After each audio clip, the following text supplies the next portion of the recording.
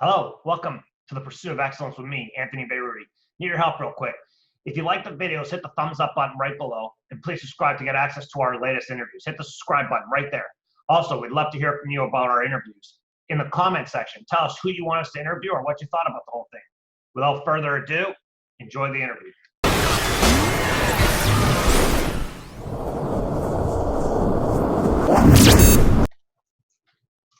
We're very excited today. We're joined by Diana Lee, former Hansworth Royal, Boise State, and UBC alumni. Thank you very much for joining us, Diana. Thanks for having me. So give me a little rundown of when you got started with sport, what sports you were playing when you started, and then how kind of basketball kind of got into that whole deal. Well, I'm the youngest of 5 kids, so I was kind of always around sports. My dad was really into coaching. All of my siblings were playing a bunch of sports, so I was always kind of dragged around to the gyms or to the fields or whatever we were doing. So I kind of got started at a young age playing basketball, soccer, and volleyball. With soccer, I just kind of played, it's kind of the first sport that you play. So I played probably up until grade 6.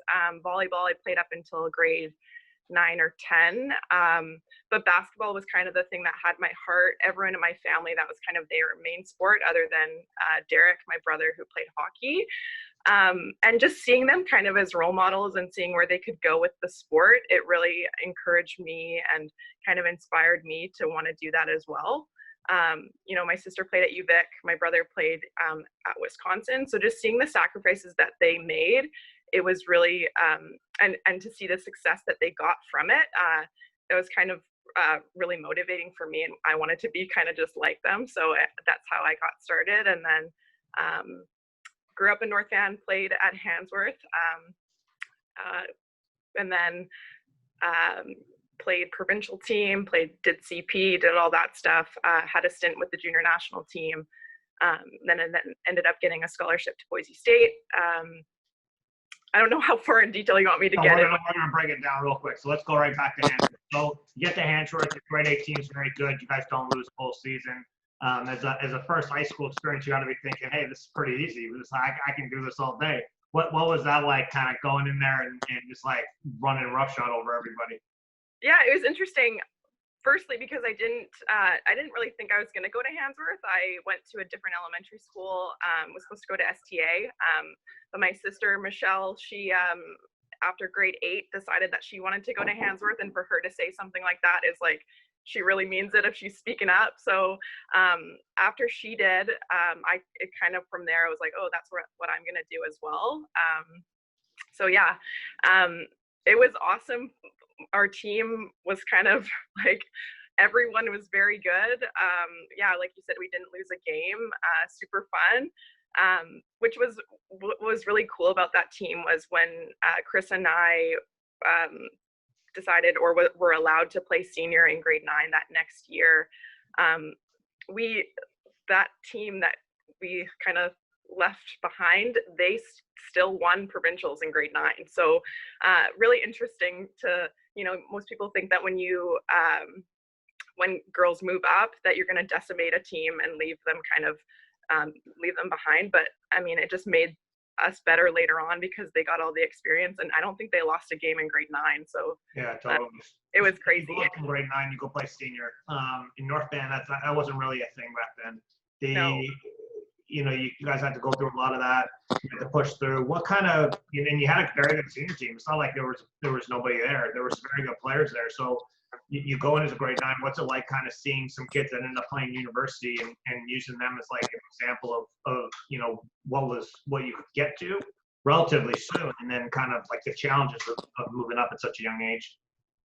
Yeah. I mean, like you said, there was a lot of great players already there. So I was kind of being mentored and role modeled by Kristen Hughes, Kristen Lee, who ended up going on to play post-secondary. So having their support, kind of while we're navigating as little grade 9s, how to step up from grade 8 basketball to senior, obviously is a big step mentally and physically. So having those people behind you was huge for that. Yeah, and then so your team actually did all right. Do you remember how you guys did? Grade 9 we came 5th. Grade 10 we came 3rd. and then grade 11 and 12, we won both times. So let's go into grade 11. So you guys have been battling forever. It's now, you actually had a good group above you as well. So you combine the two groups together, and you guys are going to senior, and you go and win the thing. Who'd you guys play in the semis and the finals to kind of get you guys to that spot? In grade 11 semifinals, we played against Claremont, which is Shaylee Deanshaw, who I saw you had on previous. And then in the final, we played Riverside. Right, and then those were both very good teams. I mean, Deanshaw was a very good player, and then obviously the Riverside had a lot of talent that year. Christina Coleman went for like 40 in her semifinal, and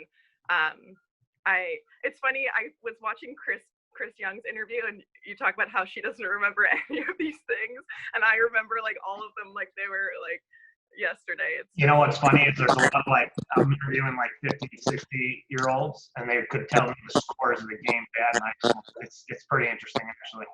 I remember the final score for Riverside. Anyway, so it was kind of, I coached back then, summer teams and at CP and stuff, and Paul Langford was actually one of your coaches as well, and then you go beat him in the provincial, so that was kind of fun. So anyway, the following year, you guys come back. There's a lot more pressure, obviously, because once you win, there's a lot of pressure to repeat.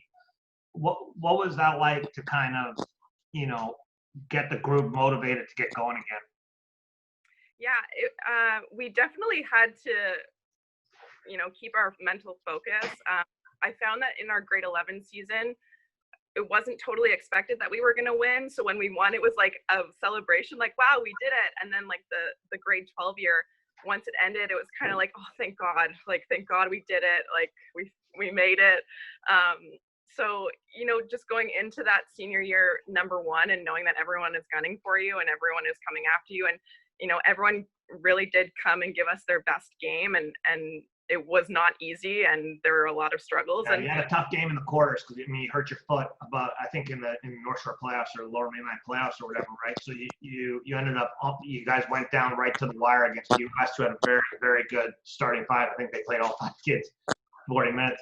But, I still remember that game. I was at that game. It came down to one shot. Kia Van Laar missed a little pull-up there. He doesn't miss. Oh my goodness, yeah. And I think Chris fouled out, and we had to we almost went to overtime, or we did go to overtime. Insane, yeah.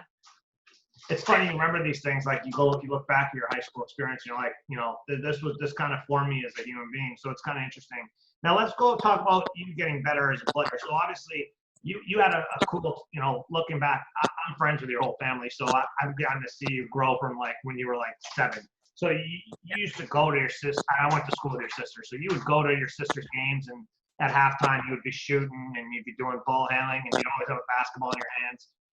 Talk about the impact that maybe had on you as a player as you got older. Not only the extra time on the court, but being able to watch probably a couple hundred games by the time you got to high school. Yeah, I think a lot of credit goes to my dad, because not only was he taking me to these games, but he was always kind of challenging me to think through what I was watching, and not only when I was practicing, but seeing what others are doing. So like you said, I would go to my sister's game. She played at Cap College, and from just being in grade 7 and already thinking through those things, I think really helped me. I think partly he was able to just tell me, like, if you practice your ball handling for 20 minutes a day, like not very long, just a little bit every day, working on your left hand, doing all those things, I listened to him, and I just went out and did it. And sure enough, time after time, you improve. So those things definitely add up, and I'm thankful every day for the way that I grew up. Yeah, absolutely. Well, and you also had you actually working with Danny Langford. I remember that was a big deal back then. You found somebody good that was on a university team and got you working with them. I think that's always a big deal for kids. If you have somebody to look up to that plays the same position you play and can work with you and kind of show you a few tips here and there, I think that makes a big deal. When you talk about summer training, do you remember specifically like having goals you wanted to achieve in a summer, or whether it was a skill set that you needed to add? Did you have some of that for you?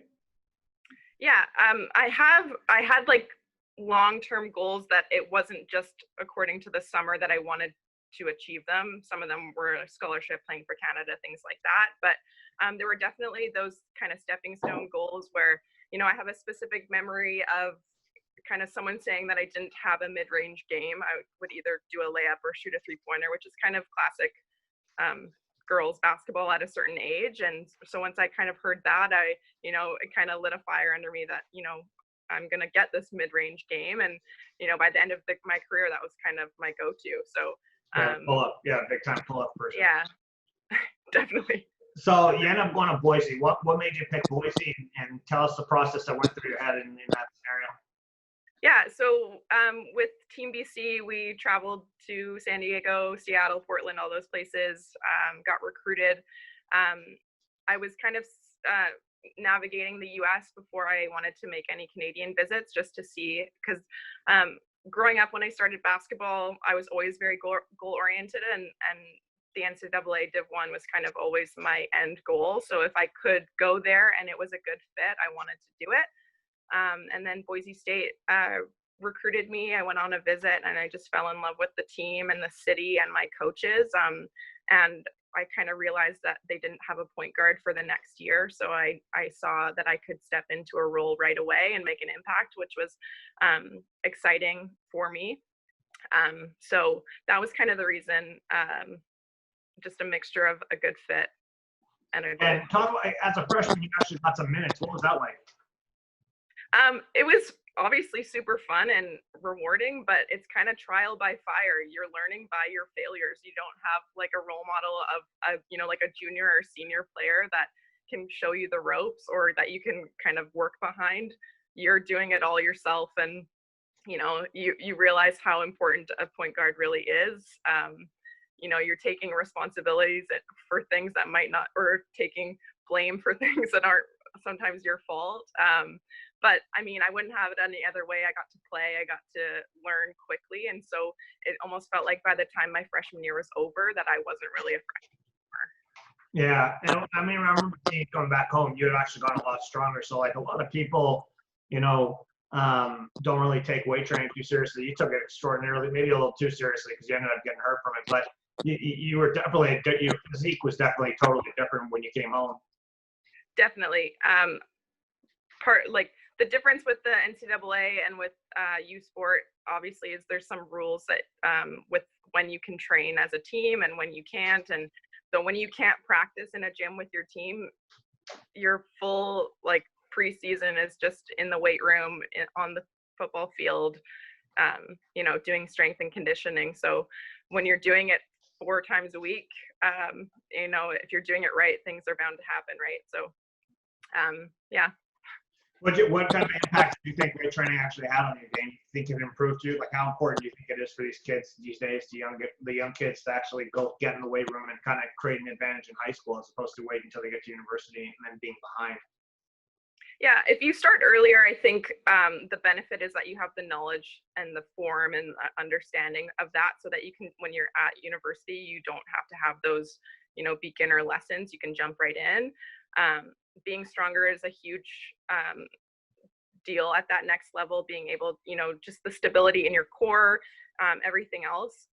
It's physical, so it's definitely something that you do. But I think one thing that was a bit of a trade-off that for me that I wish I could go back is with the strength, I felt like I lost a bit of quickness. So you want to find a bit of a balance of what's going to get you stronger, but still work within your what makes you good. Yeah, so I think that's a big deal, like taking whatever you're good at and trying to get great at it. And so you were obviously, a quick guard when you were in high school, and I thought you definitely did slow down as you got older, but you definitely got stronger. So it's kind of like you were wiser. So it's one of those things. So you spent a few years down there. What gets you back to BC, and then what ultimately why was UBC the spot for you? So I was at Boise State for 4 years, but only played for 3. I got 2 herniated discs in my back in my junior year. So I redshirted my senior year in Boise, but still continued with school and continued being on the team. So I graduated, and then I ended up getting surgery in my senior year. So I wasn't even sure if I was going to be able to play again. So and once I started rehabbing and seeing that maybe this could be an option, I started to realize that I could spend 1 more year in the States, or I could get 2 more years back in Canada. So if I just felt like the 2 years gave me a little bit more time to get back to feel comfortable in my body and to rehab properly without feeling rushed. And then, so I decided that if I was going to come back, that I wanted to choose somewhere that was close to home so that my family could watch me. Chris Young was in her senior year, which was obviously a big push for me to go there to play with her 1 more time. And then I took a visit. Deb's a great coach. UBC is a beautiful campus with great academics. And I mean, Harleen Sadu was there, Cass Knievel, Steph Bell, Kara Spotton. Like it was a great team and just seemed like the perfect kind of transition from where I was. Yeah, and you know what, it ended up working out. You guys won the Canada West year. You made it to nationals. What's that like going to nationals? It was a really cool experience. First of all, getting to nationals in that from that Can West final was insane. Against University of Saskatchewan, that was an awesome game. But yeah, we were in Quebec, and it just like the amount of press and the amount of support and how many people were in the stands. It was a really cool experience to see that for women's basketball. So yeah, awesome. Except for coming third. Yeah, no kidding. Well, looking back at your career, if you go back in time and give a young Diana Lee, obviously you're still young, but a very young Diana Lee, a little bit of advice, what will be some of the things you might tell her that, maybe could help her out on her journey?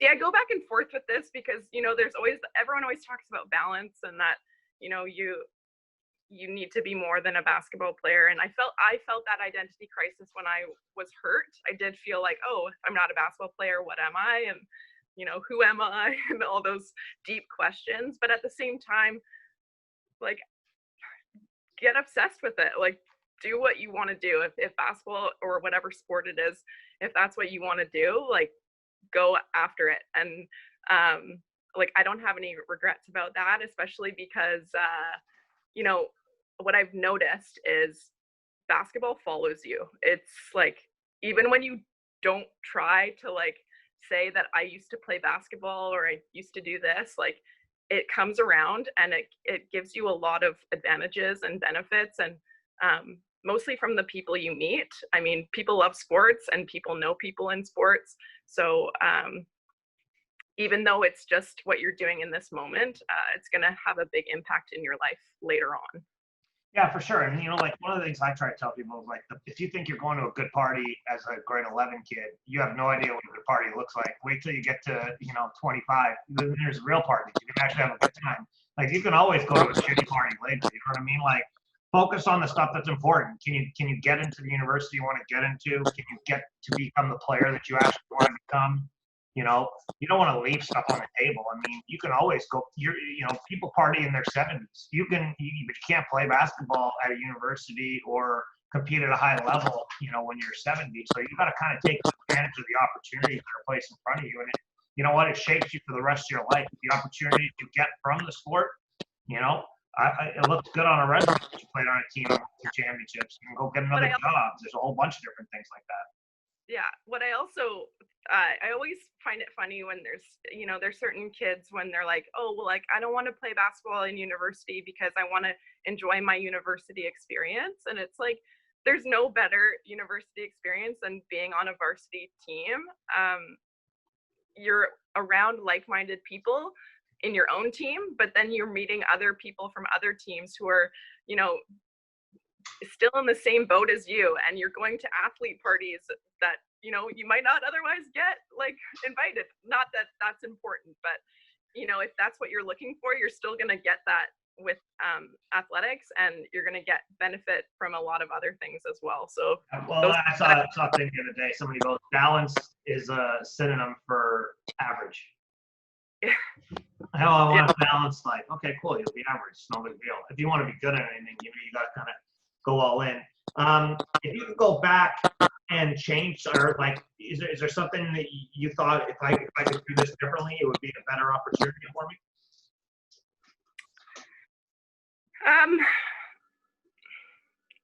I don't think so, because I think when you look back, everything kind of, it sounds cliche, but everything happens for a reason. Like me going to Boise State, I loved my experience. I had a great time and I learned a lot.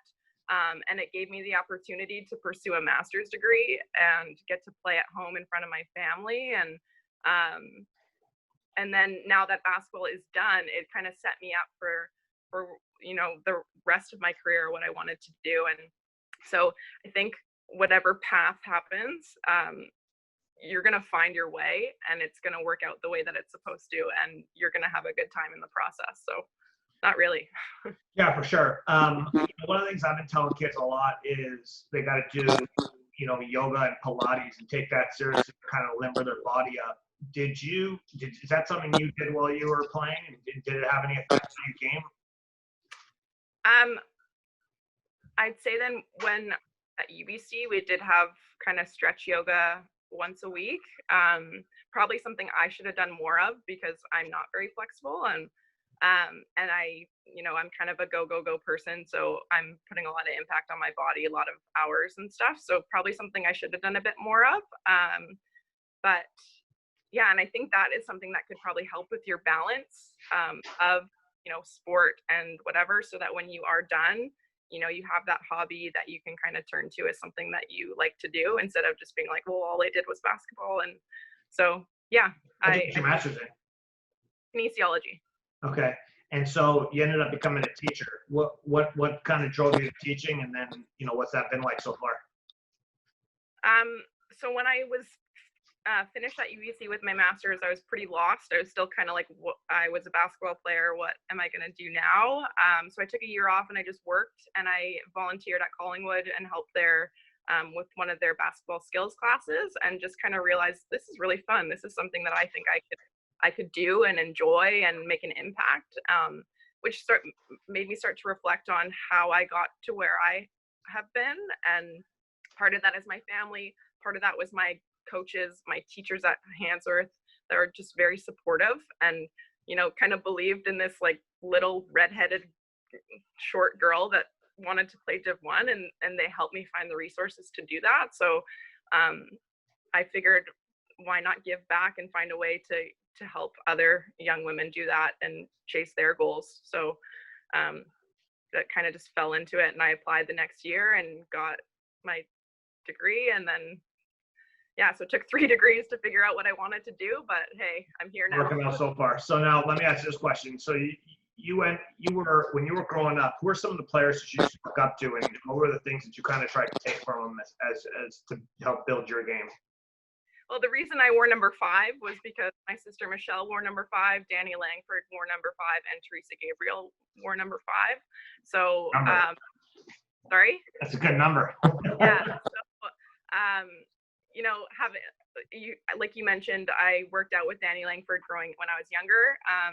So they were just the role models that I wanted to be them. So seeing how much work that they put into their game was enough to show that that's what I wanted to do. So, yeah. Well, it worked out for everybody, I think. So now you're coaching now, but you've been coaching for a long time. What's the impact of coaching had on your life, and what do you like about it? The impact, well, you can't go, I don't think you can really be successful if you don't have, a great coaching staff, a great support system. So, and I was really lucky. I always had great coaches through high school, through provincial teams, junior national, college, university, all those. I always had great coaches. So I'm very thankful for that. And I want to be that for young women. So I feel like a way to still be involved in the game, while it's not being my job, coaching is my part of my job, but it's a way that I can interact with students and make an impact, and kind of share my knowledge, because it's like if I just keep that to myself and I just live my life and do what I want to do all the time, I think it's a bit of a waste. So I want to be able to share what I've learned and make things easier and make things happen for other girls. That's awesome. Well, you know what? This has been a fantastic opportunity. We're going to share this with our team. I mean, it's a nice short one for them. They've been getting stuck with nice long ones. This is a nice short one. I think it's been compact. I think it's very informative, and I think kids can learn a lot from you. So thanks a lot, Dad, for joining us today. No problem. I hope I wasn't too short. I hope No, you were awesome. It's great. Thank you so much.